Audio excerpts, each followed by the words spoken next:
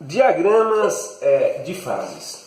Diagramas de fases são gráficos que trazem informações sobre o estado físico de uma substância a uma dada pressão e a uma dada temperatura. Esses gráficos eles apresentam curvas chamadas curvas de equilíbrio e exatamente em cima dessas linhas curvas eu vou ter um equilíbrio de fases. Nesse caso aqui seria um equilíbrio sólido-líquido, um equilíbrio aqui líquido-gasoso ou um equilíbrio sólido-gasoso. Bom, existe aqui nesse gráfico um ponto que eu vou logo adiantar devido à sua importância, chamado de ponto triplo, que é exatamente onde essas curvas de equilíbrio se encontram, que é esse ponto aqui. Nesse ponto coexiste ao mesmo tempo o estado sólido, o estado líquido e o estado gasoso.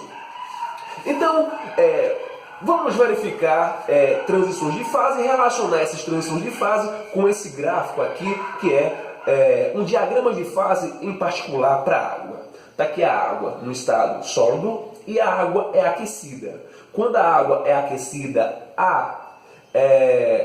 e chega a 0 graus Celsius, ela começa a fundir, passando para a fase líquida.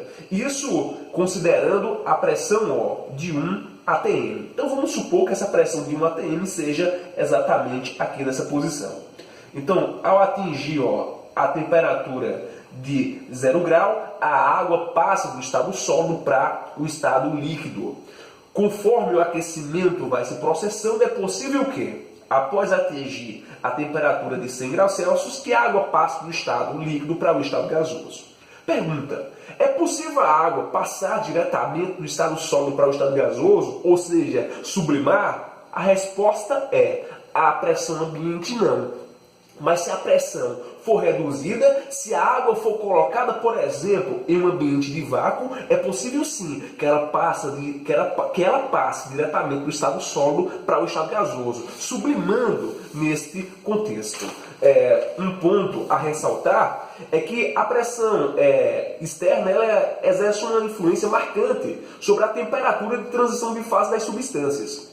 Se a pressão aumenta, por exemplo, está aqui uma pressão pequena, está aqui uma pressão maior, eu vou ter mais dificuldade, por exemplo, para que um conteúdo líquido ele passe para a fase gasosa, levando em consideração que a pressão externa atua como se fosse uma barreira, impedindo que as moléculas passem, no caso do estado líquido, para o estado gasoso.